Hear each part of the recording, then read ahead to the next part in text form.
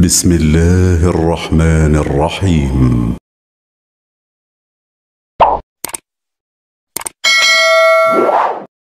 wabarakatuh. Alhamdulillahi rabbil alamin. Wassalatu wassalamu ala rasulillahil karim wa ala alihi wa sahbihi ajma'in wa ba'du. Saudara-saudariku, berjumpa kembali dalam pertemuan kita untuk melanjutkan kajian tafsir kita, menggali keterangan-keterangan, pedoman-pedoman kehidupan kita yang difirmankan oleh Allah Subhanahu wa taala dalam Al-Qur'anul Karim. Sebelumnya saya mengajak pada diri saya dan kita semua, mari kita tingkatkan takwa kita kepada Allah Subhanahu wa taala seperti Allah berpesan dalam Al-Qur'an di surah Ali Imran itu ayat 102, ya ayyuhalladzina amanu taqullaha haqqa tuqatih wa la tamutunna illa wa antum muslimun. Hai seluruh orang yang beriman, tanpa kecuali tingkatkan takwamu kepada Allah dengan sungguh-sungguh, dengan serius, dengan cara yang benar, dan jangan sampai engkau wafat kecuali dalam keadaan sebagai muslim yang baik. Semoga Allah menjadikan kita pribadi takwa, semoga Allah menyehatkan kita semua, dan khususnya di malam Jumat yang semoga Allah berkahi ini, Allah berkenan mengangkat wabah virus COVID-19 Corona yang sama-sama sekarang tengah kita hadapi. Semoga sebelum Ramadan seluruhnya diangkat, dan semoga sekali lagi kita diberikan kenikmatan untuk menunaikan ibadah Ramadan di tahun ini lebih daripada sebelumnya, insya Allah. Saudara-saudariku, di pertemuan yang lalu kita telah bahas di makna firman Allah Subhanahu wa taala surah Al-Baqarah di pembuka ayat yang ketiga, alladzina yu'minuna bil ghaib wa yuqimuna as-salah wa mimma razaqnahum yunfiqun.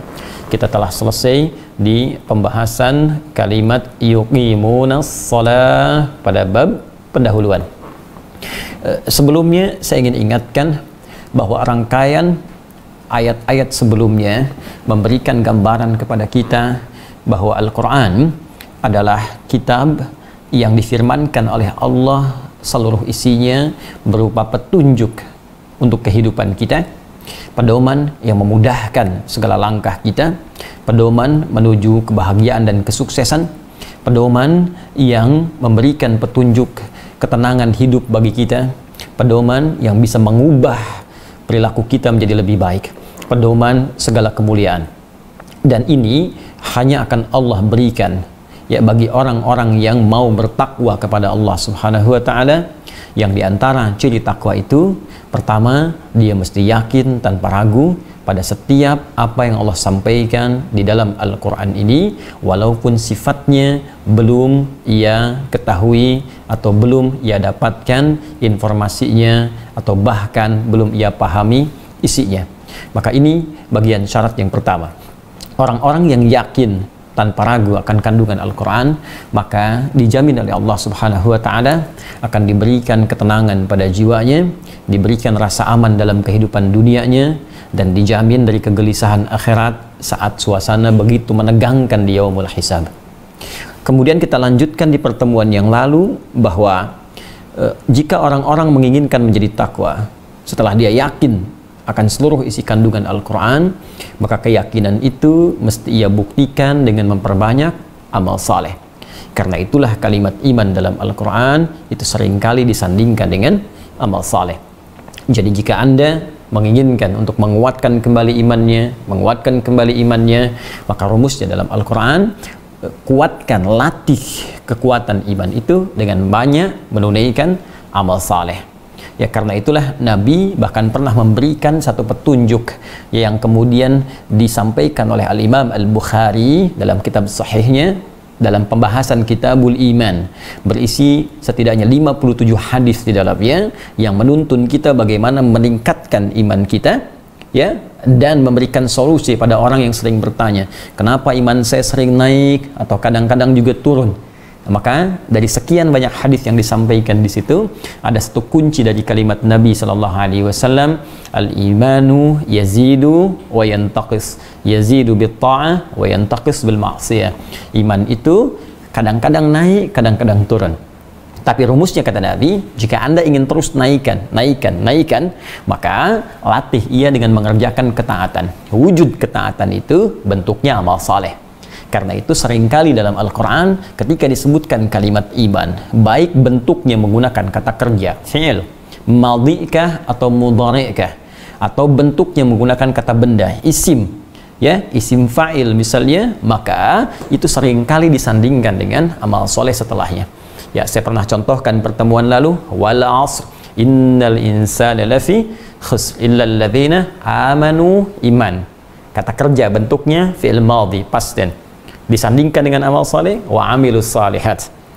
Baik, ya ayyuhalladzina amanu iman, kutiba alaikumus syiyam. Amal salehnya puasa. Ya ayyuhalladzina amanu iman, amal solehnya aufu bil uqud, la yaskhar qaumin qaum, la yaghtab ba'dukum ba'dha.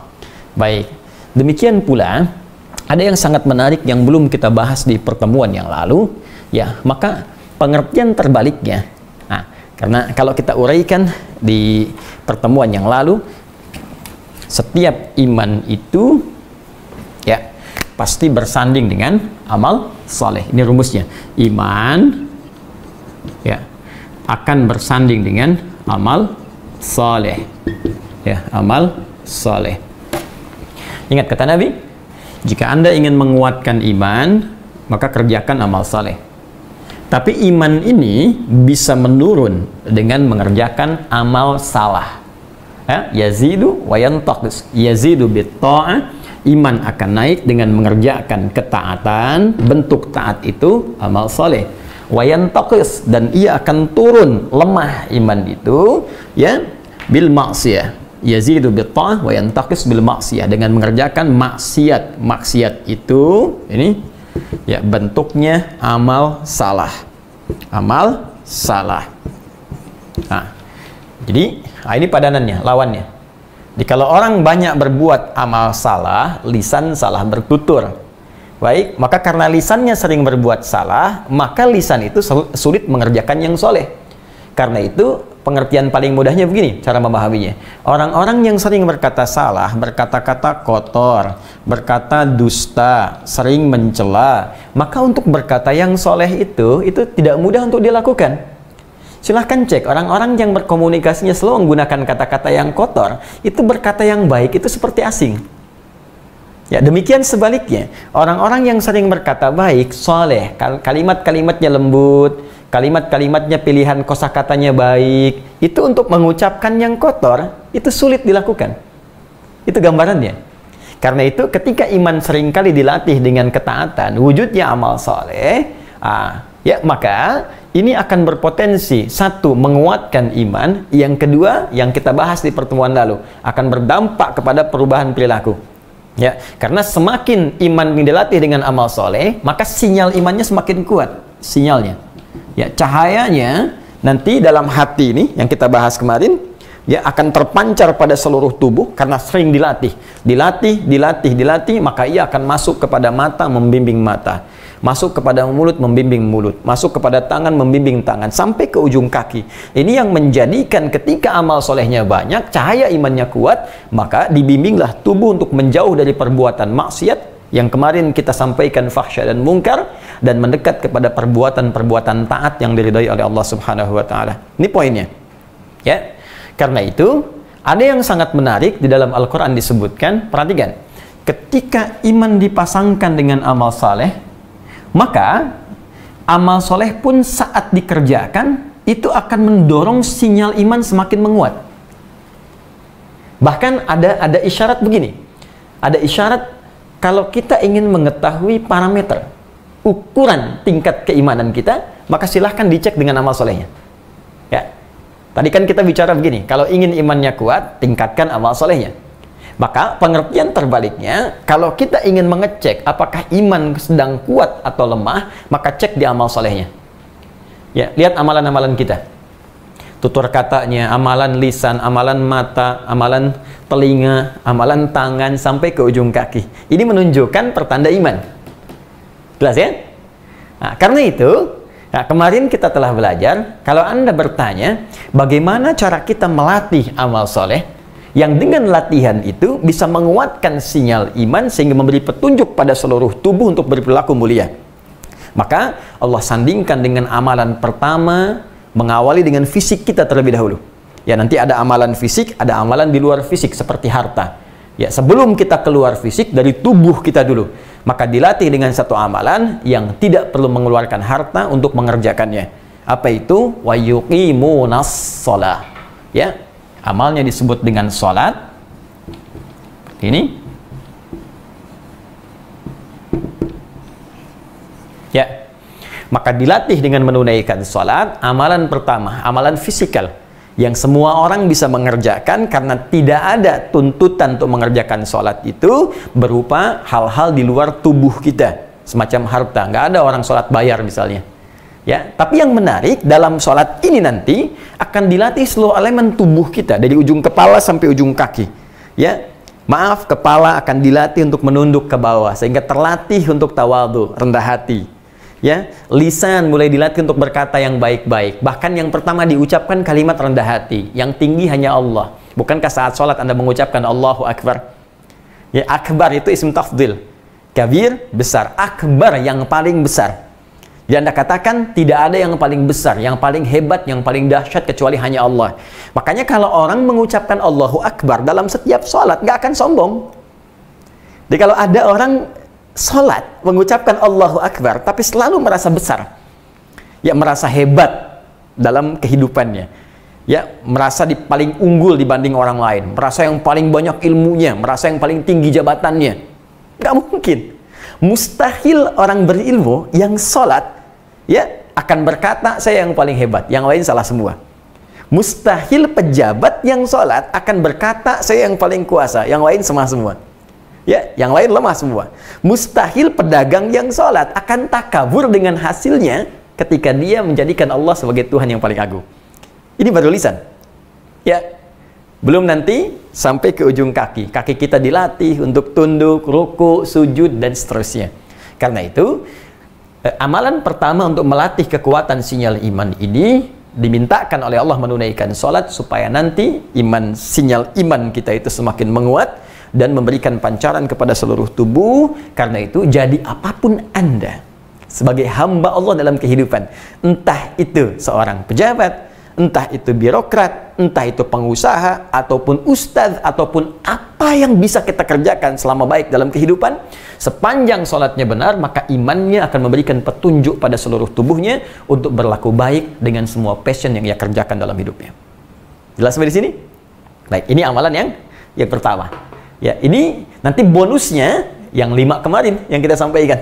Jika ini dikerjakan dengan baik, orang baik itu akan lebih mudah mendapatkan kemuliaan-kemuliaan di hadapan ia ataupun di masa depan yang bisa ia raih. Orang baik dekat dengan kesuksesan, orang baik dekat dengan kebahagiaan, orang baik dekat dengan ketenangan, orang baik dekat dengan kemuliaan. Kemarin yang telah kita bahas. Anda yang baru bergabung bisa dicek kembali pertemuan kita ya pada hari kemarin. Nanti Anda bisa dapatkan bonusnya dari hasil ini, ada kemuliaan yang bisa kita raih. Itu poinnya. Nah, yang belum kemarin kita bahas untuk melengkapi dulu mukaddimahnya, teman-teman. Maka dari itu, ada yang sangat menarik dalam Al-Quran. Ketika panggilan amal soleh ini pun dikerjakan, ya, ada panggilan untuk meminta amal soleh dikerjakan, maka sinyal iman itu akan langsung merespon. Ya, kalau tadi kita katakan orang yang sinyal imannya bagus, amal solehnya mulia. Sekarang terbalik nih. Karena ini bersanding, ini seakan-akan saling menguatkan begini. Ya, nyambung seperti ini. Jadi ini saling melengkapi, energinya itu saling terpancar begini. Ya, dan yang paling menarik, ketika panggilan mengerjakan amal soleh ini pun tiba, maka sinyal iman akan merespon. Ya, di antaranya dalilnya apa?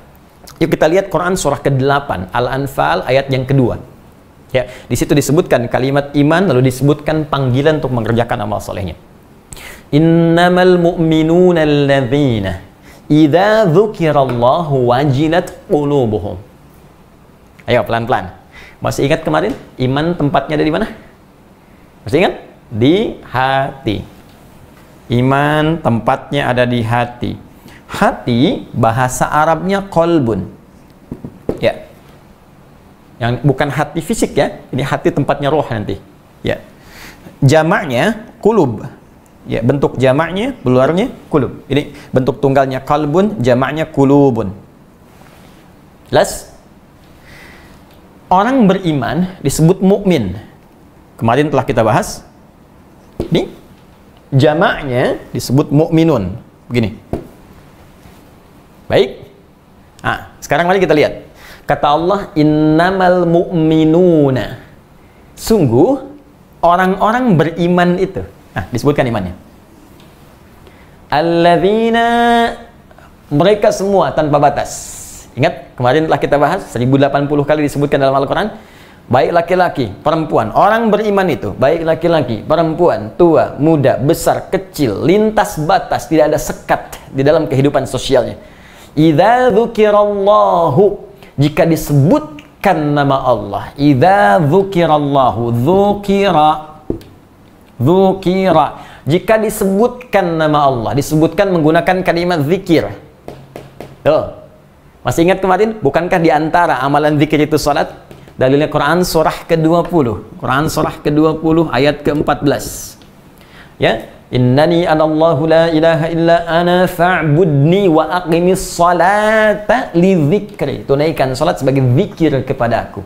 Maka orang-orang beriman itu kata Allah, kalau disebutkan zikir, kalimat menggunakan zikir, dipanggil untuk zikir, idza dzukirallahu, dipanggil nama Allah, disebutkan nama Allah, ya, wajilat qulubuhum, ada getaran, sinyal mulai naik dari jiwanya.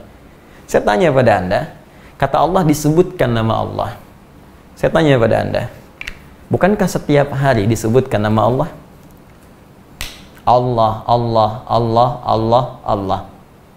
Coba, masih ingat? Bukankah setiap hari kita dipanggil dengan disebutkan nama Allah lewat suara azan itu? Bukankah itu panggilan? Bukankah kalimat azan pertamanya disebutkan nama Allah? Allah, Allahu Akbar, Allahu Akbar, Allah. Dan berapa kali disebutkan? 5 kali dalam sehari. Ya, subuh, zuhur, asar, maghrib, isya. Dahsyatnya, sehari dibagi 5 waktu. Setiap pergantian waktu disebutkan terus nama Allah. Subuh selesai, muncul zuhur, siang. Disebutkan lagi nama Allah. Siang selesai, muncul sore, asar. Disebutkan lagi. Ya, dalam salat asar. Sore selesai, masa muncul maghrib, pembuka malam. Disebutkan lagi. Selesai maghrib, muncul malamnya, gelap. Disebutkan lagi kalimat Allahnya. Setiap waktu berganti disebutkan nama Allah. Dan kata Allah, orang beriman itu kalau disebutkan dipanggil untuk sholat, jangankan sholatnya, baru dipanggil sholatnya saja sudah ada sinyal dari imannya. Ada rambatan di jiwanya. Makanya ada sebagian ulama mengatakan, kalau Anda ingin mengecek iman kita masih ada dalam jiwa, pancarannya kuat atau tidak, coba dengar panggilan azan untuk menunaikan sholat. Di situ ada ukuran yang paling indah tentang kualitas keimanan kita. Nih, mohon maaf ya, kalau yang paling standar nih, ya, di standarnya iman. Ya, jadi ini yang paling standar. Standar. Mohon maaf, tinggi tidak, rendah juga tidak. Yang paling standar. Yang paling standar itu yang pas disebutkan, pas ada sinyal. Nah, ini standar. Nah. Misal, ya, azan subuh misalnya. Ya, subuh. Jam berapa azan subuh tempat Anda? Oh ya, baik. Kita ambil pertengahan saja. Saya pertengahan 4, misalnya 35 lah. Adzan subuh 4.35. Allahu Akbar, Allahu Akbar. Langsung hati Anda ada panggilan. Sinyalnya menguat. Membangunkan Anda dengan mengatakan pada pikiran Anda, bangun, sudah adzan. Allahu Akbar, sudah adzan. Jadi begitu dipanggil, pas dipanggil, pas kita memberikan respon. Maka ini menunjukkan iman Anda standar. Pas bukan kuat. Bukan kuat ya, tapi standar. Ya, cara berpikirnya begini. Anda di kantor datang jam kantor jam 7. Datang pas jam 7, bukankah standar? Kalau datang jam 6, baru itu hebat namanya. Ya, karena itu, kalau ada orang dipanggil adzan 4.35, kemudian dia baru sadar, ingat dengan panggilan itu, maka imannya standar. Tapi kalau Anda dipanggil subuh 4.35, dari jam 4 sudah kepikiran sholat. Bahkan sebelum dipanggil sudah siap-siap. Belum waktunya subuh tiba, jam 4 sudah bangun. Ada yang jam 3 sudah bangun. Ada yang siap-siap dulu, warming up dengan tahajud dulu. Ada yang zikir dulu. Kata Allah itu ada ahli surga yang sedang berjalan-jalan di muka bumi. Ya, ilustrasinya demikian, sedang beraktivitas di bumi. Siapa mereka? Orang yang bangun di pertengahan malam, terus dia sholat tahajud. Habis itu sebelum subuh, dia sibuk istighfar. Wabil asharihum yastaghfirun. Itu ada di Quran surah 51 ayat 15 sampai dengan ayat 18. Ya, Masya Allah. Sibuk istighfar, nungguin subuh, padahal subuh belum. Dipanggil, tapi sudah bangun sebelum waktunya. Ini menunjukkan iman Anda sedang kuat. Ya. Baik. Hati-hati.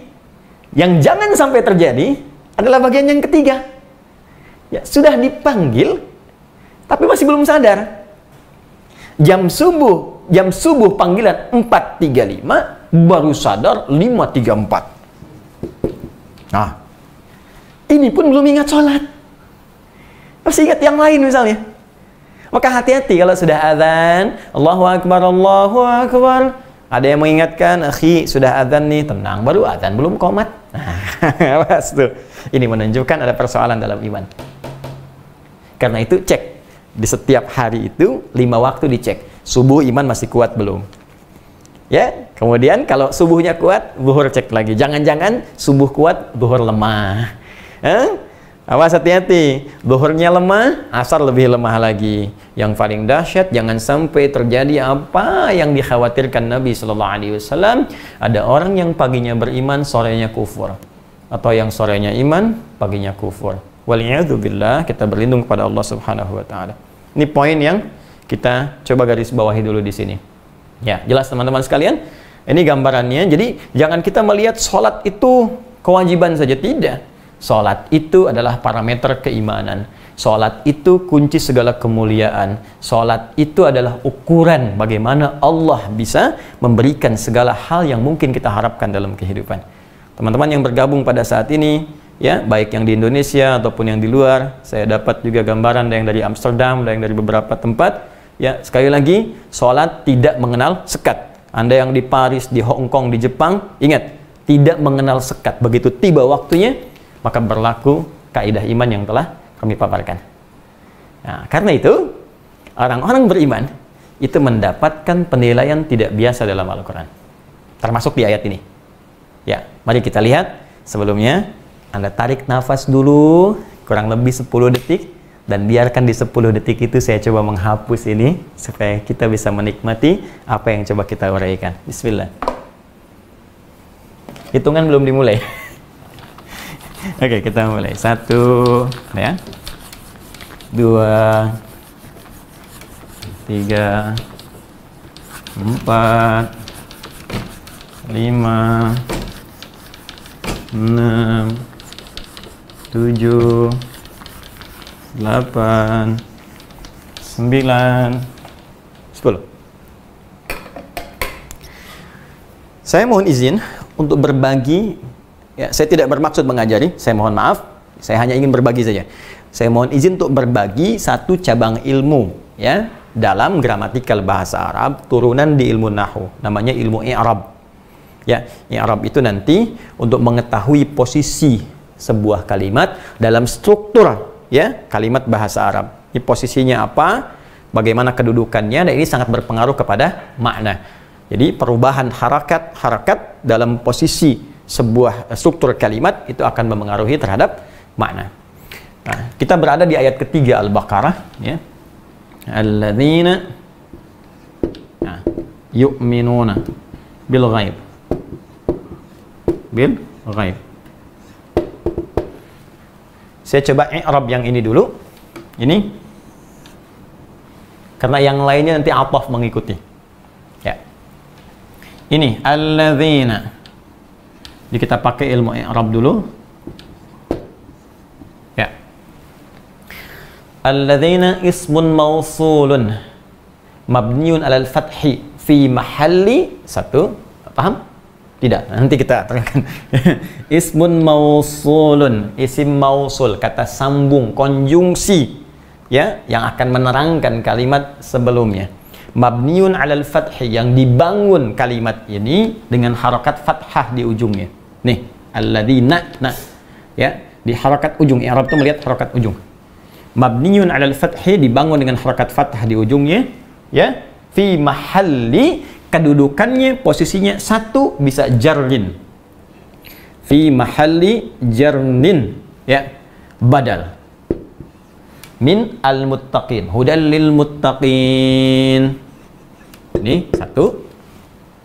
Atau yang kedua, fi mahalli jarnin na'tun lil muttaqin.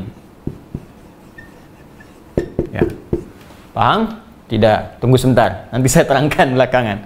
Atau bisa juga yang ketiga, fokus baik-baik. Alladzina bisa berarti juga di sini khabar. Ya, khabar dari mubtada hum. Ya. Manal muttaqin hum, humul ladzina. Baik. Bisa berarti nasab, nasab dari kalimat amdah, amdahul ladzina yu'minun. Amdah alladzina. Nasab. Bisa berarti juga ya mubtada. 5 mubtada. Mana khabarnya? Ayat kelima. Ulaika ala hudam min rabbihim wa ulaika humul muflihun. Ulaika. Nah, ini kalau teman-teman belajar ilmu nahwu nanti ada yang Arab. Satu kata ini saja itu punya 5 turunan posisi. Kalau kita dalami cabang ilmunya dapat 5 posisi ini. Ya, satu. Fi mahalli jarnin badal. Posisinya jar. Jar itu dia bisa berharakat kasrah dari sebelumnya. Ikut. Ya muttaqin kasrah, ikut kasrah lagi. Ya, tapi bukan kasrah yang dilihat. Ini posisinya badal. Badal itu artinya pengganti dari yang sebelumnya. Keterangan yang menggantikan sebelumnya. Kalau kita terangkan maksud badal ini adalah maksud kalimat sebelumnya. Siapa muttaqin itu? Hudal lil muttaqin. Al-Quran akan memberikan segala kemuliaan petunjuknya kepada orang takwa. Siapa orang takwa itu? Alladzina. Ini dia maksudnya. Badal. Ya, yang dimaksud muttaqin itu ganti kalimat tadi, keterangan muttaqin itu ya ini. Jadi kalau Anda ingin menjadi muttaqin, ini keterangannya. Jadi apa yang saya bahas kemarin 1,5 jam itu saya baru nerangkan satu posisi ini. Bisa yang kedua, na'tun sifat. Sifat. Ya, sifat orang takwa itu ya ini, sifatnya sering meningkatkan imannya kepada Allah, sifatnya rajin sholat, sifatnya rajin beramal. Jadi kalau Anda ingin melihat orang takwa, lihat yang banyak amalnya. Kalau Anda pengen lihat orang takwa, lihat yang kuat imannya, lihat yang baik akhlaknya. Ini sifat. Na'tun. Ya lil man'uti atau wasfun lil mausufil muttaqin. Bisa berarti khabar. Informasi, keterangan, berita. Jadi Allah ingin beritakan kepada kita. Siapa orang takwa itu? Humul ladzina yu'minuna bil ghaib. Nih, saya turunkan informasi, kata Allah. Kalau kamu ingin mencari, ingin tahu, atau ingin jadi orang takwa, maka syaratnya begini, begini, begini, begini. Bisa berarti, ini yang paling menarik, nasab. Dari kalimat amdah. Amdah itu yang dipuji. Amdahul ladzina yu'minuna bil ghaib. Kata Allah, hei, Quran akan diberikan sebagai petunjuk pada orang-orang takwa. Orang-orang ini orang terpuji. Siapa yang dipuji Allah? Alladzina yu'minuna bil ghaib. Jadi ketika iman kita menguat, ya Masya Allah, ketika amal ibadah kita meningkat, itu datang pujian dari Allah. Makanya orang-orang yang dipuji oleh Allah itu rahmatnya dekat. Nanti kita akan lihat ya. Misal, saya beri contoh gini, saya lompat sedikit. Bukankah amalan pertama iman itu sholat? Masih ingat? Alladzina yu'minuna bil ghaib wa yuqimunas sholat. Sholat kan? Nah, teman-teman, sholat ini jamaknya sholawat. Ya, sholawat begini. Sholawat ini bentuk jamaknya. Ya, lihat, sholawat itu di Al-Quran itu bentuknya ada 3 nanti. Ya, sholawat kita kepada Allah, sifatnya ibadah. Ya, sholawat malaikat nanti, ya, kepada kita. Kita bersolawat kepada Nabi Sallallahu Alaihi Wasallam, ya kan? Kemudian malaikat juga bersolawat kepada Nabi Sallallahu Alaihi Wasallam. Malaikat juga bersolawat kepada kita. Ketika kita solawat kepada Nabi, maka dibalikan kepada kita. Solawat malaikat bisa berarti permohonan doa kepada Allah, istighfar maksudnya, ampunan untuk kita, atau mengaminkan doa kita. Ada yang paling indah, solawat Allah kepada kita. Nah, salawat kita kepada Allah berupa ibadah, salawat Allah kepada kita bentuknya bukan ibadah, tapi bentuknya berupa pujian. Kalau sudah Allah bersalawat artinya memuji kita, maka akan disertakan rahmat di dalamnya. Contoh, Quran surah kedua ayat 157. Paling kiri agak ke atas sedikit. Quran surah 2 ayat 157. Ya, ada orang yang sabar ketika ditimpa musibah, dia sabar dan dia bermuhasabah meningkatkan ibadahnya kepada Allah. Kata Allah, ulaika alaihim salawatun. Ya, salawatun. Ulaika alaihim salawatun mir rabbihim wa rahmah. Rahmat datang, please. Ya, wa ulaika humul muhtadun. Ya, mereka itulah orang-orang diberi sholawat oleh Allah. Ingat, mesti belajar, awas. Kalau nggak paham tentang bahasa Arab, nggak ngerti bahasa Quran, jangan komentar. Oh, jangan Anda katakan, oh ini orang Islam masih butuh sholawat dari Allah. Bukan butuh sholawat, Anda yang tidak mengerti. Jadi jangan sampai ketidakmengertian kita harus menuduh orang lain, apalagi merendahkan Sang Pencipta. Ya, kalau nggak paham belajar. Baik, kembalikan. Ya, mohon maaf, kita kembalikan. Baik, jadi kalau salawat kita kepada Allah sifatnya ibadah, salawat Allah kepada kita sifatnya pujian. Ada orang-orang yang dipuji oleh Allah. Ulaika alaihim salawatun mir rabbihim. Ketika Allah memuji, wa rahmah, rahmat turun. Wah, kalau sudah rahmat, luas maknanya. Bisa ampunan dari semua dosa. Jadi kalau orang sudah dosanya sudah israf, sudah berlebihan. Wah, kalau israf itu begini. Kalau Anda kondangan, ada prasmanan, makan sekali. Nah, kalau yang israf itu ngantri lagi 10 kali ngantri lagi. Ah, itu israf. Ada orang berbuat dosa israf. Jadi kalau belum ngerjain dosa, kayaknya belum lengkap. Oh, si fulan udah maling tuh. Oh, saya juga bisa. Langsung maling. Di apa yang orang kerjakan dia belum, akan selalu dia kerjakan israf lebih. Bahkan pada orang seperti itu pun, kalau sudah mendapatkan rahmat Allah, maka menghunjam hidayah dalam dirinya, terampuni dosa-dosanya, dan berpeluang sangat dekat dengan Allah Subhanahu wa Ta'ala. Karena itulah ketika Allah ingin mengampuni dosa orang israf, yang disampaikan bukan kalimat ghafir seperti Quran surah Mu'min ayat ketiga itu, bukan ghafar seperti Nuh ayat 10 itu, bukan ghafur tapi kalimatnya rahmah dengan sifat rahimnya. Quran surah 39 ayat 53. Qul ya ibadiyalladzina asrafu ala anfusihim. Katakan Muhammad SAW pada hamba-hambaku yang israf dalam dosanya. La taqnatu min rahmatillah. Ya, rahmat. Rahmat bersanding dengan kemudahan rizki. Rahmat bersanding dengan ketenangan jiwa. Rahmat bersanding dengan ampunan. Rahmat bersanding dengan kebahagiaan. Jadi kalau orang sudah dipuji oleh Allah, maka terkumpul rahmat dalam dirinya. Siapa di antara mereka? Amdah. Nih, alladzina yu'minun. Ya, orang-orang yang suka meningkatkan imannya kepada Allah, gemar berlatih amal soleh, maka dapat pujian dia. Karena itu orang yang betul solehnya, beramalnya benar, rahmat Allah melekat dalam dirinya. Tenang aja. Gak ada beda antara suka dan duka. Suka dia bersyukur, duka dia bersabar. Semuanya ibadah. Ya. Masya Allah. Dan indah. Saya kan pernah sampaikan kepada Anda kisah suami istri yang menikah itu. Istrinya begitu cantik, luar biasa. Nah, suaminya biasa-biasa saja. Ya. Tapi keadaan di rumah tangganya indah gitu kan. Satu kali istrinya dandan, ya, Masya Allah, cantik, rapi, luar biasa. Terus suami kemudian tiba-tiba melihat, wajah tak berpaling, mata tak berkedip. Istri bertanya, Zauji ma bika, sayang, kenapa kamu? Ya, kata suaminya, wallahi, demi Allah, saya bersyukur Allah menjadikan engkau sebagai pasangan saya dengan segala pesona yang kau miliki. Masya Allah. Apa jawab istrinya? Alhamdulillah Zauji, ya kunna fil jannah. Alhamdulillah sayang, kita semua insya Allah akan ada di surga. Suami bingung, oh kok bisa begitu? Kata istrinya, kamu bersyukur dianugerahi Allah dengan pesona yang Allah titipkan kepadaku, aku bersabar dengan keadaan yang Allah titipkan darimu untukku. Tapi tidak ribut, nggak ada perang dunia ketiga, nggak ada lempar piring, yang terjadi malah ya satu kenikmatan sinergi yang sangat luar biasa. Itu kalau Allah sudah memberikan rahmat dalam kehidupan, apalagi di rumah tangga dan Anda butuh itu. Bukankah samara salah satunya rahmat? Ya, sakinah, mawaddah, dan rahmat. Nih, Anda. Maka kalau ingin dipuji Allah, kuatkan iman. Kalau ingin disebut punya sifat orang takwa, kuatkan iman. Ya, kalau ingin ditetapkan oleh Allah, diinfokan, ini orang-orang takwa, kuatkan iman. Maka kalau sudah Anda inginkan jadi seperti ini, mubtada, maka jadi pionir. Mubtada itu pionir di awal. Ya, selalu di awal. Ya, dan sifatnya ma'rifah. Ya, nggak boleh nakirah, nggak boleh umum, mesti khusus. Kecuali ada sesuatu yang menuntut mesti nakirah. Ya, dalilnya di Alfiyah Ibnu Malik, ya, la yajuzul ibtida'u bin nakirah ma lam tufid ka'inda Zaidin namirah. Ya, nggak boleh mubtada itu diawali dengan nakirah, kecuali ada sesuatu manfaat yang sifatnya masih didapatkan dari situ, nggak ada yang lainnya lagi. Jadi spesial, khusus.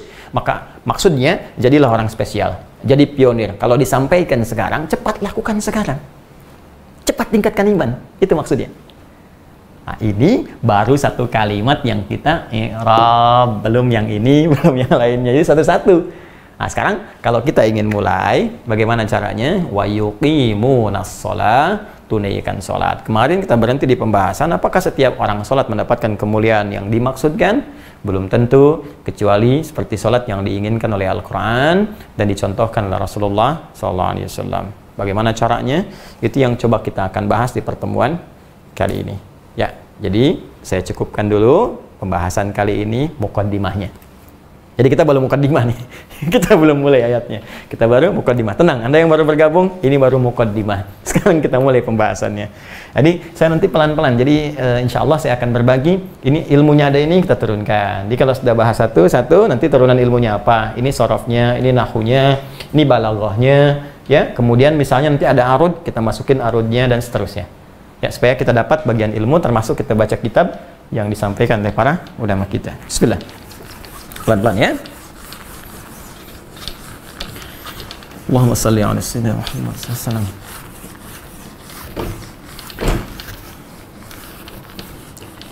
Baik, mari kita sambungkan. Jika kita ingin meningkatkan iman kepada Allah, menjadi pribadi yang mendapatkan segala kemuliaan yang dijanjikan, maka kita diminta menunaikan salat sebagai amalan pertama. Allah berfirman, wa yuqimunas shalah. Baik. Ini ya. Wa yuqimunas shalat. Ini kita tuliskan salat. Pelan-pelan. Amalan pertama yang dimintakan oleh Al-Quran untuk dikerjakan untuk menguatkan iman, menunaikan salat. Sekarang kita punya persoalan. Satu, kita dapati tidak sedikit orang menunaikan salat, tapi tidak memiliki sifat-sifat yang diterangkan dalam Al-Quran ataupun yang dirinci oleh hadis-hadis Nabi SAW. Ya, seperti pernah kita uraikan, orang salat pasti baik. Karena salatnya bisa merangsang sinyal imannya muncul dan membimbing dia untuk terbebas dari perbuatan keji dan mungkar. Inna salata tanha 'anil fahsya wal munkar. Tapi kenapa kita sering saksikan ada beberapa orang menunaikan salat tapi nggak bebas dari perbuatan keji dan mungkar? Bahkan ada yang paling menarik nih. Ini yang Allahu Akbar. Saya tak tahu bagaimana mencari kata untuk melukiskannya. Ada orang dalam salat pun masih berbuat mungkar. Ya. Allahu Akbar, yang satu takbir, begitu sedang takbir, satu mundur, sendal orang ambil, tas orang ambil, kotak infak gondong. Kan ada sesuatu yang salah gitu. Ya, korupsi masih jalan.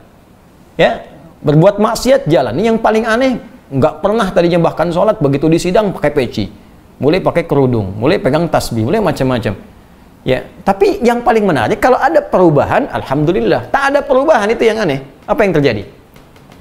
Kata Allah, sholat bikin tenang. Ada orang sholat gak tenang juga. Kata Allah, orang sholat bahagia. Dia sudah sholat gak bahagia. Kata Allah, orang sholat baik. Dia sudah sholat gak baik. Apa yang salah? Baik. Nah, ini yang coba kita lihat. Barangkali sholat yang ditunaikan tidak seperti yang diisyaratkan dalam Al-Quran, dicontohkan oleh Nabi SAW. Mari kita bahas dulu. Sebelum kita baca kitab, saya akan terangkan dari sudut bahasa Al-Qurannya dulu. Baik. Pertama, mari kita lihat kalimat as-salah. Saya mulai dari sini dulu. Ya, ini ada dua kata, dua kalimat. Kita turunkan waw, kita satukan ke sini. Jadi ini satu, ini dua. Saya mulai dari sini dulu. kalimat as-salah itu oleh Allah Subhanahu wa taala difirmankan dengan menggunakan alif lam ini. Jadi ada salat, ada as-salah, itu berbeda. Kalau saya tuliskan begini, misal tanpa alif lam, salat. Ya. Atau nanti ada yang menulis begini. Ini imla saja, khat, salat. Baik. Tanpa alif lam. Alif lamnya tidak ada. Ini, alif lamnya tidak ada. Bila tidak menggunakan alif lam, itu dalam istilah ilmu nahwu disebut nakirah namanya. Ya, nakirah. Nakirah. Ya, fokus belajar ya. Belajar, awas, awas, awas. Saya ingin Anda paham. Anda tak hafal istilah pun tak masalah. Yang penting paham. Ya, kalau ingin cepat paham, jangan banyak main TikTok. Ya, tinggalkan yang nggak penting dulu. Ini sedang kita fokus, sedang ada masalah, tetap aja yang nggak penting dikerjain. Ya, dah simpan dulu yang kayak gitu. Ya, mohon maaf ya, tapi harus saya ingatkan supaya kita bisa fokus. Baik, lihat sini. Kalau tanpa alif lam, ini disebut nakirah. Bermakna sesuatu yang umum, general, umum. Kalau sudah umum, dia punya sifat khas. Sifat khasnya yaitu bebas, terbuka, bebas. Pengajian umum, pengajian bebas, terbuka, siapa saja bisa datang. Toilet umum, toilet bebas, siapa aja bisa masuk situ. Hah? Anda di rumah dituliskan toilet umum, ya siapa aja masuk ke rumah Anda. Ya, tapi kan toilet umum tempatnya di terminal, tempatnya mungkin di mall, tempatnya tempat terbuka. Dia punya sifat bebas. Jelas? Kalau menggunakan alif lam, maka alif lam ini memiliki beberapa fungsi. Ada di antara fungsinya istighraq. Ya, istighraq. Istighraq. Ini menunjuk sesuatu yang luas, cakupan, dalam hal cakupan. Ya, luas, holistik sifatnya, menyeluruh. Ya, contoh alif lam dalam kalimat alhamdulillahi rabbil alamin, surah Al-Fatihah. Alhamdulillah. Alhamdulillah. Maka fungsi istighraq ini diartikan dengan segala, semua. Segala, semua, tercakup semuanya. Segala itu kan semua, nggak satu pun nggak dicakup. Semua benda yang ada di ruangan ini kumpulkan, maka semua tanpa kecuali. Segala yang ada di alam ini milik Allah, maka semua tanpa kecuali. Nah, kalau kita gabungkan ke sini, cara menerjemahkannya, alnya istighraq diartikan segala semua. Alhamdulillah, semua pujian, segala pujian lillah, cuma punya Allah. Jadi kalau semua sudah kita katakan punya Allah, kita sebutkan 17 kali dalam sehari. Mesti 17 kali, awas. Orang mengucap ini mesti 17 kali. Kalau 16 kali, berarti sholat subuh Anda cuma 1 rakaat. Kita ucapkan 17 kali, alhamdulillah, semua punya Allah, semua pujian punya Allah. Kalau Anda katakan semua pujian karena Allah, semua pujian punya Allah, lantas kenapa Anda masih ingin dipuji? Dan kenapa Anda mesti mengambil bagian dari pujian itu? Nah, ini yang dimaksud istighraq namanya. Jelas? Semua. Kita simpan dulu. Dua, ini yang paling populer. Ada alif lam yang berfungsi ma'rifah, ta'rif. Alif lam at-ta'rif. Atau disebut ma'rifah. Ma'rifah itu lawan dari nakirah langsung. Jadi kalau nakirah maknanya umum, maka ma'rifah maknanya khusus. Kalau ini punya sifat bebas, kalau ini punya sifat terikat. Ya, ada ketentuannya, ada aturannya, tidak bisa bebas. Nah, kalau sudah paham tentang ini, karena tanpa ini jadi nakirah lawannya khusus, ya, atau ma'rifat, maka alif lam yang masuk pada kata sholat itu lebih tepat dipahami dengan alif lam ta'rif atau ma'rifah. Kalaupun menggunakan istighraq bisa, semua sholat itu sifatnya mesti khusus. Jadi kalau nggak ada alif lamnya, ya, nih misal perintah sholat dalam Al-Quran yang bermakna ibadah. Ya, bukan bermakna umum berupa doa saja, bukan. tapi bermakna ibadah, dibuka dengan takbir, ditutup dengan salam, tidak menggunakan alif lam misalnya atau sifat yang nakirah, maka ini artinya bebas, silahkan. Ya, kalau di luar Al-Quran ada kalimat begini misalnya, wa yuqimuna sholah, tidak ada alif lamnya, maka Anda silahkan tunaikan sholat dengan bebas. Mau cepat silahkan, lambat silahkan, ya, khusyuk silahkan, tidak silahkan, itu tanpa alif lam. Tapi sepanjang ada alif lamnya, ini menunjukkan sholat yang diperintahkan bukan sholat biasa, sholat yang diikat dengan aturan tertentu, sholat yang punya ketentuan yang telah ditetapkan. Anda melanggar ketentuannya, bisa tidak diterima sholatnya. Anda keluar dari ketentuannya, bisa tidak sah sholatnya. Kalau sudah tak sah sholatnya, maka mustahil bisa meraih apa yang dijanjikan sebelum-sebelumnya. Karena itu, saking pentingnya alif lam ini, pernah terjadi aplikasi alif lam yang dicontohkan oleh Nabi, bahkan langsung di masa Nabi SAW. Kisah ini terdapat dalam kitab Al-Bukhari, Sahih Al-Bukhari dan Muslim.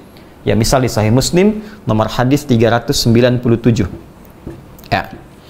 Kalau nomornya berbeda, karena mungkin cetakan buku Anda dengan saya bisa berbeda, maka cari rawinya, sahabat Abu Hurairah. Abu Hurairah.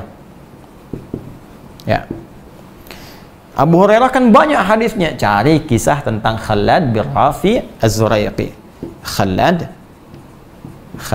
bin Rafi' Az-Zuraiqi.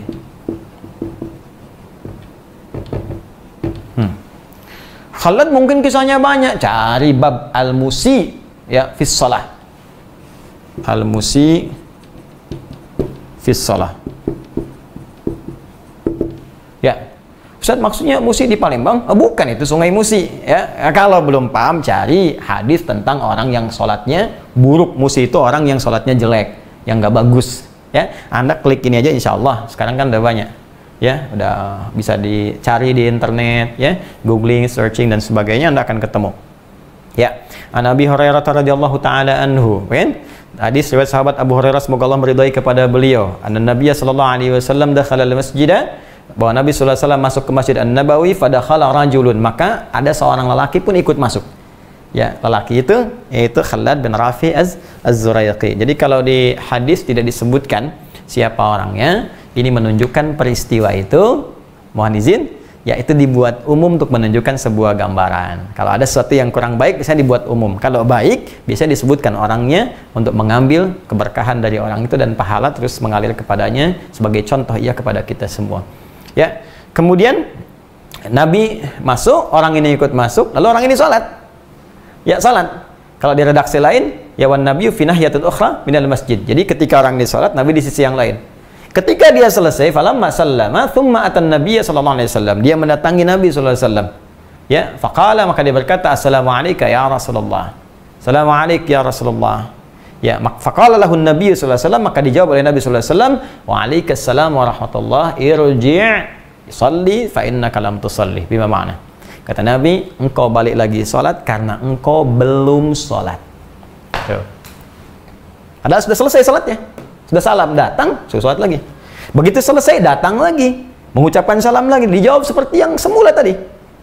Seperti yang semula. Kata Nabi, waalaikumsalam warahmatullah, irji' sholli fa innaka lam tusalli. Kamu sholat lagi. Sampai 3 kali dia. Begitu yang ketiga, dia baru sadar, ini pasti sholat saya terlampau bebas. Saya belum tahu nih aturannya, belum mengerti, ada yang nggak benar dalam salat saya. Maka dia berkata, ya Rasulullah, bima makna ma uhsinu ghairah. Ya Rasulullah, saya nggak bisa lebih baik lagi, kemampuan saya sampai di sini. Alimni, mohon ajarkan aku apa aturan-aturan yang belum aku ketahui sehingga salatku dipandang mesti diulang. Tuh. Baik, maka diajarkanlah oleh Nabi Sallallahu Alaihi Wasallam prinsip-prinsip dasar dalam salat yang bisa menjadikan salat kita benar. Bahkan yang paling menarik dimulai dengan kalimat pembuka yaitu wudu.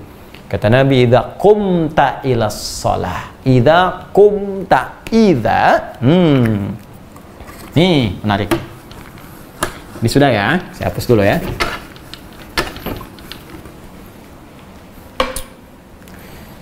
Ketika orang ini berkata, alimni ya Rasulullah, tolong ajarkan aku. Kata Nabi, idza qumta, idza qumta.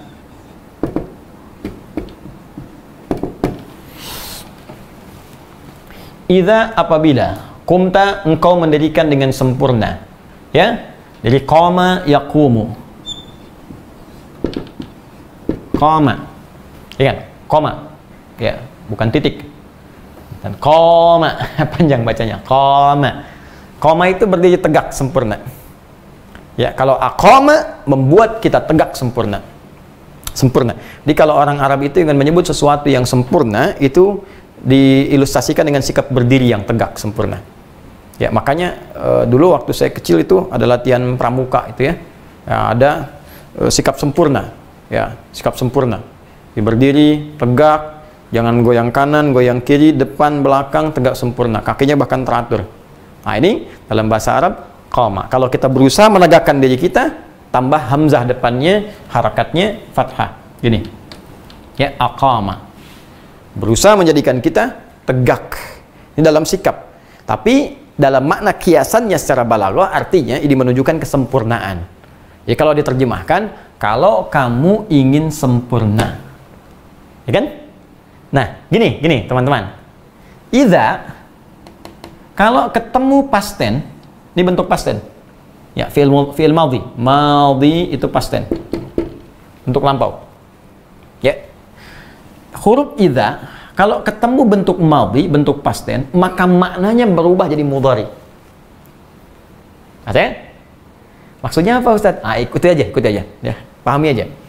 Jadi kalau ada kata idza, ya paling cepatnya gini, kalau ada kata idza setelahnya kata kerja, ya, itu pasti umumnya akan menunjuk pada makna mudhari, akan. Ya, sedang, akan, nanti. Belum kejadian waktu itu, nanti, kalau nanti akan. Makanya kalimatnya apabila kamu akan, ya. Itu cara menerjemahkannya. Baik, misal di Al-Qur'an kita praktekkan contoh ini. Idza jaa nasrullahi wal fath. Apabila nanti datang pertolongan Allah, maka dibukalah Makkah itu. Al-Fathu Makkah. Itu begitu surat itu turun, belum dibuka Makkahnya. Baru diinformasikan, nanti Makkah akan ditaklukkan, akan dibuka, terbuka untuk kalian masuk. Itulah diantara mukjizat yang disampaikan kepada Nabi berisi berita gaib. Makanya orang beriman langsung yakin. Makkahnya belum dibuka, tapi udah yakin karena Allah yang sampaikan. Itulah sifat orang beriman. Jadi kalau disampaikan langsung yakin, walaupun masih gaib, belum tahu kita. Nah, itu idza bertemu dengan fi'il madhi. Ini Nabi mengatakan, idza qumta, kalau kamu nanti akan menyempurnakan sholat. Idza qumta ila shalah, kalau kamu akan menyempurnakan sholat. Kalau kita buang idzanya, ya, berarti telah sholat. Kalau kita ingin pertahankan maknanya, ya akan menyempurnakan, idzanya dibuang. Maka berubah ke dalam bentuk aqama, ya. Aqama ganti kata ketiga dengan ya, yuqimu. Yuqimu. Plus, kalau cuman satu orang, yuqimu, dia akan menyempurnakan. Tapi pertanyaan saya, mohon maaf sekali, yang akan menyempurnakan sholat cuma satu orang atau semua yang sholat? Pasti semua yang sholat. Makanya rumus dalam asbabun nuzul atau asbabul wurud, kalau ada satu kejadian, orangnya nggak langsung disebutkan umum sifatnya, rajulun atau menggunakan inisial, ini artinya kejadian itu akan terjadi lagi di masa depan dengan tokoh-tokoh yang berbeda. Karena itu khalad nggak disebutkan kalimat hadisnya rajulun. Ya, tapi dicari sampai ketemu orangnya ini. Kalimat hadisnya rajulun artinya yang mungkin pernah keliru, bukan khalad saja, orang nanti pun akan banyak yang salah sholatnya.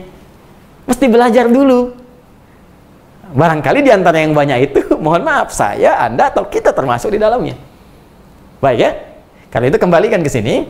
Idza qumta, kalau idzanya dibuang, maka berubah ke sini jadi aqama bentuk mudhari yuqimu. Karena banyak tambah un di ujungnya. Rumus kemarin kita ambil.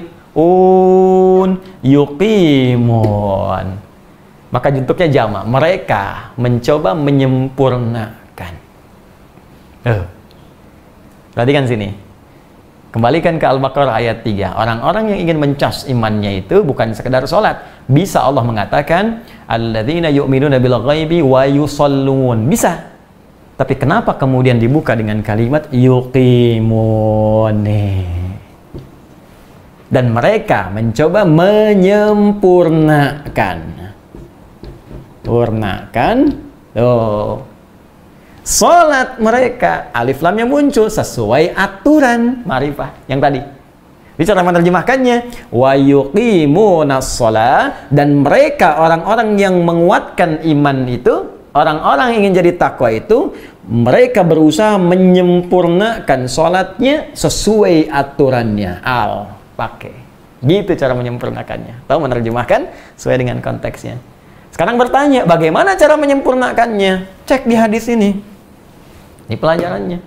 Kata Nabi, idza qumta ila shalah, jika kamu ingin coba menyempurnakan sholat, pertama asbighul wudu. Betulkan wudunya, sempurnakan wudu, maka belajar wudu dengan benar.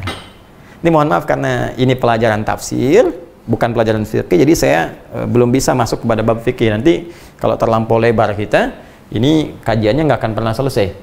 Ya, akan lebih baik kalau kita nanti pisahkan. Insya Allah kita pisahkan. Sebetulnya Anda bisa ikuti di YouTube, ya, di Hidayat Official. Ini saya sarankan sekali lagi, akan lebih baik Anda menggunakan yang official.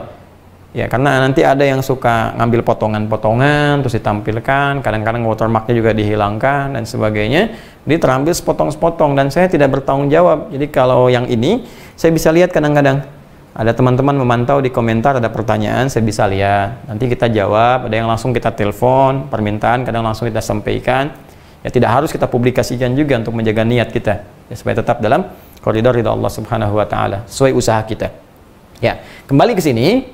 Nah, teman-teman nanti bisa lihat di pelajaran kami misal yang di Masjid An-Nur Tanah Kusir itu membahas tentang sholat dari awal sampai dengan terakhir. Di kajian teman-teman musyawarah, ya, itu juga yang saat di-upload itu insya Allah ada bab tentang sholat. Jadi Anda sambil berjalan saja ya. Nanti insya Allah kalau saya waktunya lebih luang, saya akan mulai coba berikan pelajaran spesifik khusus seperti ini tentang fikih sholat. Di poinnya, kalau ingin sempurna, sempurnakan wudhu. Nah, jadi nanti teman-teman belajar fikih wudhu yang betul. Qurannya dibuka. Apa kata Qurannya? Quran surah ke-5 Al-Maidah, kan ayat ke-6. Itu ayatnya. Terus hadisnya apa? Turunkan tentang wudhu. Ya, pelajari baik-baik air yang digunakan, berapa yang pokok yang dibasuh, tambahannya bagaimana, sempurna seperti apa. Sempurnakan ini. Ya. Yang paling menarik, Nabi menyebutkan wudhu dulu sebelum sholatnya. Padahal orang itu sudah sholat. Khalad tadi. Ada yang berkomentar begini, ketika wudhu disebutkan pertama kali sebelum sholatnya, ini menunjukkan boleh jadi salahnya bukan hanya di sholatnya, tapi sudah dimulai dari wudhunya. Dan ini menunjukkan orang yang keliru wudhunya, sudah kemungkinan besar akan berdampak pada salah sholatnya. Silakan aja cek. Orang wudhunya terlampau terburu-buru, takut. Kadang-kadang yang kepala harus dibasuh ini cuma rambut misalnya, ya kan? Itu pasti sholatnya juga berpengaruh. Kadang pengen cepat selesai, kadang macam-macam, kadang nungguin imam dulu sebelum ruku, atau nunggu ruku baru dia takbir langsung ruku misalnya kan, dan sebagainya. Nah, ini cek ya, jadi nanti masuk kepada bab wudu, pelajari dengan baik termasuk hikmah-hikmahnya. Kemudian Tsumastaqbilul qiblah, menghadap ke arah kiblat. Belajar menghadap kiblat. Kiblat itu apa? Ya, kiblat. Kalau sedang di Mekah kemana, kalau di luar Mekah kemana, jangan sampai salah menghadap, ya kan? Kecuali kalau memang tak tahu sama sekali. Tentukan dulu. Ya, kiblat kita arahnya Masjidil Haram, Ka'bah. Ya, apa dalilnya? Quran surah kedua Al-Baqarah ayat 144. Ya, paling kiri sebelah bawah di mushaf. Qad nara taqalluba wajhika fis sama' falanuwalliyannaka qiblatan tardaha fawalli wajhaka syatral Masjidil Haram. Kalau sedang jauh, kalau di area Masjidil Haram ke arah Ka'bah, ya kan? Pastikan pas ke situ. Makanya di area Ka'bah bulat-bulatnya itu semua area safnya menghadap ke Ka'bah. Itu sebagai awas kiblat ya. Kiblat itu acuan, bukan objek sembahnya. Awas jangan keliru. Salah kalau menjadikan itu sebagai objek sembah, itu bukan. Itu kiblat. Beda antara objek sembah dengan kiblat. Yang kita sembah Allah Subhanahu wa taala. Kiblatnya supaya kita semua rapi, ya. Indah terlihatnya, nyaman menunaikan, maka ada kiblatnya. Baik, walaupun apa buktinya bukan itu yang disembah, walaupun Ka'bahnya nggak tahu kemana, kita bisa menghadap Allah yang menemukan kita. Itu yang disebut di Quran surah kedua Al-Baqarah ayat 115. Ya, paling kiri di pertengahan di mushaf. Walillahil masyriqu wal maghrib fa aynama tuwallu fathamma wajhullah. Bukan fathamma wajhallah, tapi fathamma wajhullah. milik Allah timur dan barat. Kalau Anda sedang menunaikan sholat, tak tahu di mana kiblat, nggak ngerti, lihat posisi matahari nggak paham, menghadap ke arah yang Anda yakini, Allah menemukan kita. Allah yang tahu kita menghadap dan sah sholatnya. Sah. Ya, bahkan ditegaskan, wa makana Allahu liyudhi'a imanakum. Kalaupun engkau salah kiblat karena keyakinanmu, tetap diterima karena imanmu yang yakin dengan menunaikan sholatmu itu. Itu di Al-Baqarah ayat 143 itu. Nah, ini teman-teman sekalian, ini sekaligus bantahan karena dulu ada pernah begini. Ada kelas ini aneh juga nih, ya. Saya punya adik kelas dulu, dia masuk dapat beasiswa kedokteran. Saya tak perlu sebutkan kampusnya, tapi sangat menarik. Masuk di kedokteran, tapi dapat pelajaran pluralisme. Ya, bukan pluralitas, beda antara pluralitas dengan pluralisme, tidak. Ya, kalau pluralitas, ya kita menghormati keyakinan orang lain. Jangan ganggu. Ingat, kita punya ketentuan yang indah. Lakum dinukum waliyadin. Kita hormati orang lain. Silahkan. Dalam konteks kehidupan bermasyarakat, hormati keyakinan orang. Jangan paksa. Bahkan saat memaksa berdosa. La ikraha fid din. Fadzakir innama anta mudzakir lasta alaihim bimusaitir. Jadi orang Islam itu udah khatam dengan toleransi. Nggak usah diajarin. Ya. Karena sudah khatam. Khatam dengan itu. Jadi kalau ada yang menyalahi, ya dosa dia. Jelas ya? Nah, tapi kalau mengatakan semua agama sama, menuju pada Tuhan yang sama, caranya beda-beda, nah, itu yang keliru. Ya, itu sudah agama baru itu. Saya katakan itu agama baru. Ya, karena semua yang berkeyakinan pasti yakin yang dia yakin itu yang paling benar. Diwajar kalau orang Islam meyakini Allah Tuhan saya ini yang paling benar. Wajar, karena setiap yang yakin akan mengakui yang dia yakin itu yang paling benar. Makanya kita menghargai keyakinan orang, tinggal masing-masing bertanggung jawab kepada Allah Subhanahu wa Ta'ala saat dia berpulang. Apa yang dia dapatkan dalam janjinya? Ya, kita nggak perlu paksa orang. Cuma kalau orang bertanya tentang Islam, kita jelaskan tentang ketuhanan begini, ya, tentang ibadah begini. Kalau Anda menerima dengan hati yang bening, silahkan bisa bersyahadat. Ya, kembalikan kepada Anda. Tapi kalau Anda memilih pun tetap dalam keyakinan Anda, tetap bersaudara dalam kehidupan dunia, bisa saling tolong menolong dalam kehidupan dunia. Cuma masalah akhirat kita mempertanggungjawabkan masing-masing pribadi kita. Indah. Ya? Tapi kalau Anda campur adukan, itu yang keliru, itu sudah keyakinan baru. Itu orang aneh, paling aneh semuka bumi. Ya?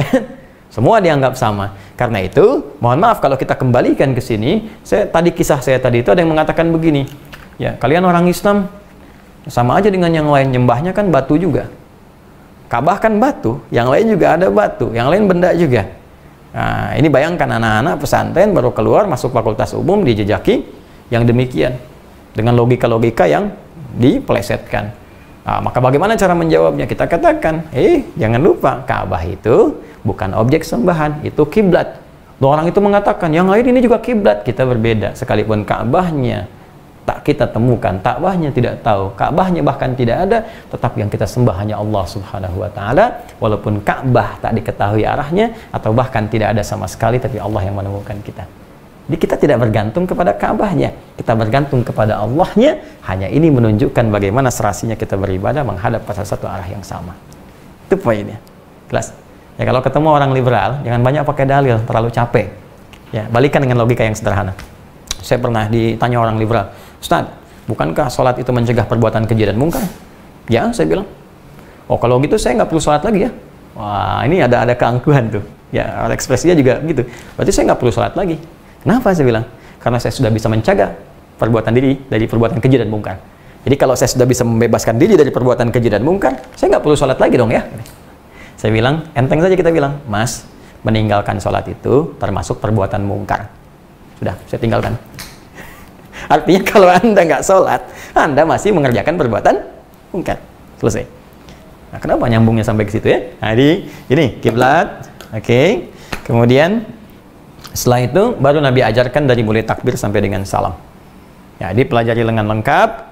Ya, poinnya kalau kita belajar tafsir, poin tafsirnya adalah jika Anda ingin menunaikan sholat, jangan sholat sembarangan. Tunaikan dengan sempurna. Caranya pelajari setiap aturan-aturannya. Itu poinnya. Ya. Nah, kalau mau lebih dalam lagi, lebih tinggi lagi, nanti ayat-ayatnya banyak. Bahkan di antara yang sempurna itu, salah satunya memahami setiap bacaan-bacaan sholat yang kita bacakan. Mohon maaf, jangan-jangan selama ini ada yang sholat tapi tidak mengerti apa yang dibaca dalam sholatnya. Bagaimana bisa khusyuk? Ruku nggak paham yang dibacakan, sujud nggak ngerti yang diungkapkan, bagaimana bisa khusyuk? Ya, baik. Ini wa yuqimunas shalah. Maka orang yang ingin meningkatkan imannya supaya dia naik tingkat menjadi orang takwa, dia berusaha menunaikan amalan dengan sempurna sesuai dengan aturannya. Baik, kita baca sebentar keterangan ulama kita di tafsir sehingga tidak ada kesan bahwa kita hanya menyampaikan lewat pemikiran-pemikiran pribadi. Tidak ya, kita punya sanad-sanad yang insya Allah bersambung kepada keterangan Rasulullah Sallallahu Alaihi Wasallam. Insya Allah. Wa yuqimunas shalah, adapun yang dimaksud dengan kalimat wa yuqimunas shalah, as-salatu fil lughati ad-du'a. Ya, salat secara bahasa dalam pengertian ya etimologi ad-du'a bermakna doa. Jadi memiliki makna doa. Karena itu isi salat dari awal sampai akhir isinya semua doa. Ya. Ya, silakan Anda dari takbir ya dibuka dengan takbir, begitu dibuka langsung doa. Ya, iftitah Allahumma ba'id baini wa baina khataaya ya tawajjahtu wajhil ladzi fatara samawati wal arda seterusnya. Allahu akbar kabir, ada 9 lafaz di situ. Doa. Ya, Al-Fatihah doa. Ya, Al-Fatihah doa. Ya, coba. Bahkan di sini ada kalimat menarik. Kalau Anda buka salah satu hadis qudsi diriwayatkan oleh sahabat Abu Hurairah radhiyallahu taala anhu, anin Nabi sallallahu alaihi wasallam qala Allahu azza wa jalla. Allah berfirman dalam hadis qudsi, qasamtu shalah baini wa baina abdi. Aku bagi salat dua bagian antara aku dengan hambaku. Wali abdi ma sa'al. Dan kalau benar hambaku mengerjakan bagiannya, aku akan kabulkan, berikan apapun yang ia minta saat itu. Ya. Lalu apa yang Allah ucapkan dalam hadis qudsi? Idza qala al-'abdu alhamdulillahi rabbil alamin. Ini dimulai ketika hamba mengatakan alhamdulillahi rabbil alamin. Qala Allah azza wa jalla, maka Allah menjawab, hamadani 'abdi, hambaku sedang memujiku. Wa idza qala ar-rahmanir rahim, jika hambaku berkata ar-rahmanir rahim, qala Allah azza wa jalla athna 'alayya 'abdi. Allah menjawab, hambaku sedang menyanjungku. Wa idza qala al-'abdu maliki yaumiddin, kalau hamba berkata maliki yaumiddin dalam salatnya, qala Allah azza wa jalla, Allah menjawab, majjadani 'abdi, hambaku sedang mengagungkanku. Wa idza qala al-'abdu iyyaka na'budu wa iyyaka nasta'in, kalau hamba berkata dalam salatnya iyyaka na'budu wa iyyaka nasta'in, qala Allah azza wa jalla, maka Allah menjawab, hadza baini wa baina 'abdi. Di titik ini aku akan penuhi antara bagianku dengan bagian hambaku. Wali 'abdi, kalau hambaku benar salatnya sampai di titik ini, sampai kalimat tadi, masa'al, apapun yang ia minta saat ini, aku akan kabulkan. Tuh. Karena itu, Al-Fatihah itu bagian dari doa. Doa. Coba ya. Baik, iftitah doa, Fatihah doa, surat doa, ruku doa. Ya, ruku doa. Subhana rabbiyal azim, subhana rabbiyal azim bihamdi, subhanakallahumma bihamdika, Allahumma ighfirli. Ya, tidal doa. Ya, Rabbana walakal hamd, sami Allahu liman hamidah, Rabbana walakal hamd. Ila samawati wal ardi, mil ma syi'ta min syai'in ba'd, doa. Ya, sujud malah perbanyak doa, fa'aktsir doa. Ya, innama aqrabul abdi min rabbi wa huwa sajid, fa'aktsir doa. Keadaan terdekat antara seorang hamba dengan Rabbnya saat sujud, perbanyak doa. Duduk di antara dua sujud, doa, rabbighfirli warhamni, dan seterusnya. Semua doa. Karena itu secara bahasa salat disebut dengan doa. Ya, di antara syahidnya, buktinya adalah firman Allah di Quran surah At-Taubah, surah ke-9 ayat 103. Ketika Allah meminta kepada Nabi sallallahu alaihi wasallam untuk mendoakan ya orang-orang sekitaran Nabi sallallahu alaihi wasallam, khususnya yang mau berzakat, berderma dengan hartanya. Ya khudz min amwalihim shadaqatan tutahhiruhum wa tuzakkihim biha. Ya wa shalli alaihim inna salataka sakanul lahum. Ya, ambil dari harta-harta orang yang telah masuk kewajiban zakatnya itu, ambil zakat mereka untuk menyucikan jiwa mereka dan membersihkan keadaan diri mereka. Wa shalli alaihim, dan doakan mereka. Inna salataka, sungguh doamu itu sakanul lahum, akan menenangkan jiwa mereka. Nah, ini diantara makna bahasa salat itu berarti doa. Ya. Bin shalla yusalli idza da'a, dari kalimat sorofnya shalla yusalli, tasrifnya idza da'a. Jadi jika dia berdoa, ketika seorang berdoa, orang Arab menyebut dia sedang salat. Ya. Wasta'malaha asy-syari' fil ibadati dzat ruku' was sujud listimaliha 'ala doa. Karena itu dari kalimat doa ini, kalimat salat ini digunakanlah dalam bentuk perintah syariat, karena terkandung dalam setiap gerakannya baik ruku' ataupun sujud, yaitu kalimat-kalimat doa. Ya. Wal iqamatu fil asli, sedangkan kata iqamah pada asalnya bermakna ad-dawamut tsabat, sesuatu yang konsisten dan tegak. Nah, dia ada tambahan nih, ya. Tadi kita ungkapkan sesuatu yang sempurna, kedua sesuatu yang tegak, kemudian yang ketiga ada makna ad-dawam. Min qaulika qamal haqqu ay dhahara wa thabata. Dari perkataanmu qamal haqqu, jika yang benar sudah muncul, sudah tegak, ya ay dhahara wa thabata, nampak dan tetap. Ya, konsisten. Jadi kalau kita sambungkan ke sini, maknanya kita tambahkan orang-orang yang beriman itu, yang mau meningkatkan imannya, yaitu orang yang berusaha konsisten menyempurnakan sholatnya. Konsisten itu ya belajar lagi, makin khusyuk lagi. Jadi kalau kita sekarang takbir paham artinya, berikutnya kita pahami dengan baik, pelan-pelan sampai mendapatkan kenikmatan halawatul iman. Ya, baik. Kurang lebih itu dulu. Kita tidak panjang-panjang dulu. Ya, sebentar. Wa makna yuqimunas shalah, sedangkan arti lengkapnya yuqimunas shalah, yu'addunaha fi awqatihal muqaddara laha ma'a ta'dili arkaniha wa iqa'iha mustafiyatan liwajibatiha wa sunaniha wa adabiha wa khusyu'iha. Sedangkan yang dimaksud dengan kalimat firman Allah yuqimunas shalah, yaitu menunaikan salat tepat pada waktunya yang telah ditetapkan dengan menjaga kesempurnaan rukun-rukunnya dan menunaikan dengan benar sesuai dengan kewajiban dan sunnah-sunnahnya beserta menjaga adab dan kekhusyuannya. Singkatnya, tunaikan dengan sempurna sesuai dengan aturannya. Ada aturan rukun, aturan syarat, aturan khusyuk dan sebagainya yang harus kita pelajari. Itu yang akan merubah keadaan diri kita. Saya kira ini dulu yang kita pelajari.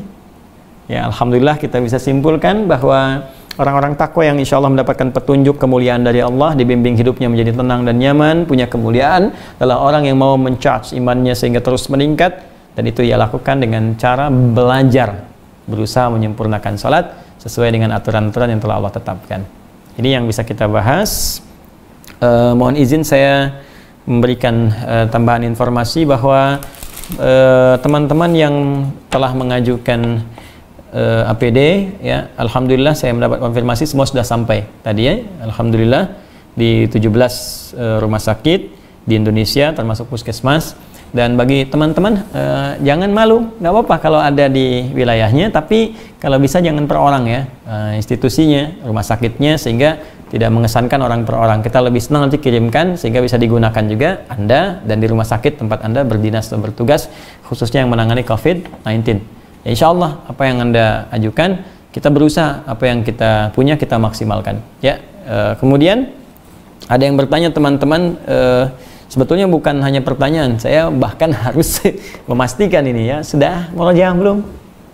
Ayo, yang pengen menghafal di bulan Ramadan, ayo maksimalkan lagi. Ya, ini kan sudah pekan ke-7 nih, Jumat besok, ya. Al-Kahf, ya, Al-Kahf, lalu Al-Qamar, terus berdoa kepada Allah, minta sudah sepekan lagi, kurang lebih 6 hari ke depan sebelum Ramadan. Ramadan kita mulai hafalan. Teman-teman jangan khawatir, saya sudah penuhi stoknya lagi. Jadi yang mencari At-Taisir ini sudah ada, ya. Ini sudah ada di di store kita beserta catatannya. Di sini ada petunjuk. Ini ada latihan untuk juz pertama. Ya, ini sesuai. Jadi gini, saya ingin sampaikan bahwa buku murajaah yang kami tampilkan itu sebetulnya juga mushaf. Ya, cuma kita tampilkan dalam bentuk memudahkan hafalan dan pengulangan. Ya, yang pembukanya ada di buku ini di bagian ujung. Jadi kalau teman-teman menghafalnya benar, ini insya Allah di sini nanti disambung dengan murajaah, nanti ada metode untuk menghafal, kemudian menyempurnakan potongan ayat dan melatih dengan angka. Jadi kalau ini benar, insya Allah latihannya bagus, itu akan refleksnya kuat. Ya, per 1 detik misalnya. Jadi kalau latihan di sini, saya kalau murajaah, ya kita mohon maaf, mohon izin. Ya Allah, astagfirullah, semoga Allah ampuni dosa saya. Dan kita semua, saya mohon maaf sekali lagi, ini hanya berbagi, ya, untuk memudahkan. Jadi kalau kami bermurojaah, kita mencoba untuk menguatkan di bawah ini, ya, yang di bawah. Jadi kita baca ini, nah ini kan Al-Fatihah sama ayat 1 sampai 5 Al-Baqarah. Jadi kita bacanya dari sini murojaahnya, nggak melihat ke sini lagi. Misalnya kita gabungkan, ya. Sini, Bismillahirrahmanirrahim. Alhamdulillahirabbil alamin arrahmanir rahim maliki yaumiddin iyyaka na'budu wa iyyaka nasta'in 5 ihdinas siratal mustaqim 6 7 siratal ladzina an'amta 'alaihim ghairil maghdubi 'alaihim waladdallin. Misal, ya, terus Al-Fatihahnya ini 1 sampai 5, Al-Baqarah 1 sampai 5, yang pertamanya ini Ya, kalau disebutkan 1 alif lam mim, 2 dzalikal kitabu la raiba fihi hudal lil muttaqin, 3 alladzina yu'minuna bil ghaibi wa yuqimunas salata wa mimma razaqnahum yunfiqun, 4 walladzina yu'minuna bima unzila ilaika wa ma unzila min qablik wa bil akhirati hum yuqinun, 5 ulaika ala hudan min rabbihim wa ulaika humul muflihun. Nah, nanti ke bawahnya sudah acak. Misal nanti di sini, nah ini 3 alladzina yu'minuna bil ghaibi wa yuqimunas salata wa mimma razaqnahum yunfiqun, 5 ulaika ala hudan min rabbihim wa ulaika humul muflihun, 1 alif lam mim gitu. Jadi kalau Anda sudah lancar ini, sudah insya Allah mudah bagi kita untuk menghafal Al-Quran dan menghadirkannya dalam kecepatan 1 detik. Ya. 20 ya kadul barku yakhtafu absarahum 6 minal ladzina kafaru sawa'un 'alaihim anzartahum 1 detik saja. Jadi kalau 2 detik sudah lama. Nah, detik. Jadi kalau kita sudah demikian, insya Allah akan memudahkan. Nanti di lain waktu kalau ada sesinya, kita coba sambungkan. Dan saya akan sempurnakan ini dulu sampai hari ini. Teman-teman sekalian, mungkin kalau ada waktu besok saya sambungkan. Jika tidak, kita akan berhenti dulu karena pasca Jumat saya akan memulai masuk kepada fikih Ramadan ya, untuk persiapan saat Ramadan. Karena Ramadan saya pun ingin fokus ibadah ya, jadi izinkan saya nanti Ramadan untuk fokus beribadah. Kita akan rekam sebelumnya sehingga di waktu Ramadan ya mudah-mudahan kita sudah mantap ibadah, sudah tidak mempersoalkan lagi apa yang sering diulang-ulang setiap tahun, apa nggak pernah tuntas. Jangan sampai ada pertanyaan lagi, Ustaz, tarawih ini 11 sampai 23, Ustaz begini, ya sudah selesai. Dah. Ya, tiap tahun kok ditanyakan terus, nggak pernah tuntas. Baik, kita nanti bahas Sabtu ke sana. Dan khusus bagi teman-teman yang di sekolah UAH, ya, usahakan Al-Quran hafal. Insya Allah nanti dimulai pekan depan saya akan infokan kepada admin. Nanti ikuti terus kapan waktunya kita akan lanjutkan kuliah kita yang berlangsung online saat ini. Jadi sekali lagi teman-teman yang mencari untuk hafalan, insya Allah ada di sini ya. Nanti Anda tinggal masuk ke store, saya lihat masih ada. Jadi saat Ramadan saya akan tambahkan beberapa buku yang mungkin insya Allah bisa bermanfaat untuk kita semua. Saya kira ini yang saya bisa sampaikan.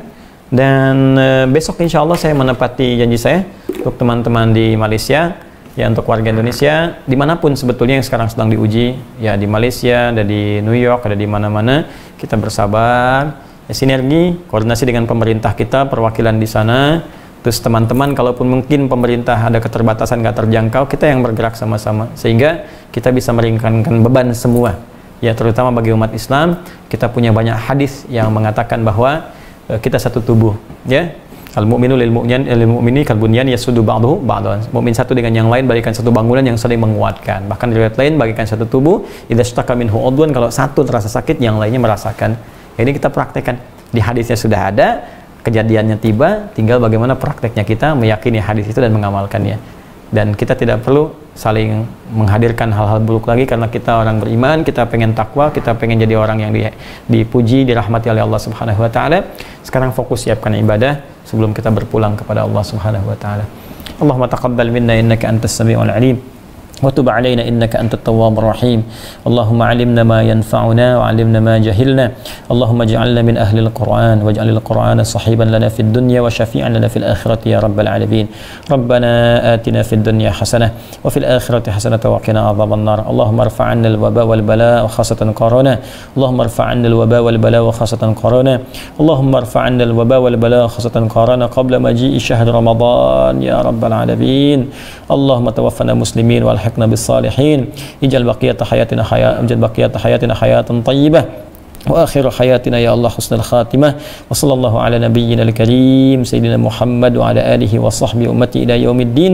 وآخر دعوانا سبحانك اللهم وبحمدك أشهد أن لا إله إلا أنت نستغفرك ونتوب إليك والحمد لله رب العالمين. السلام عليكم ورحمة الله وبركاته.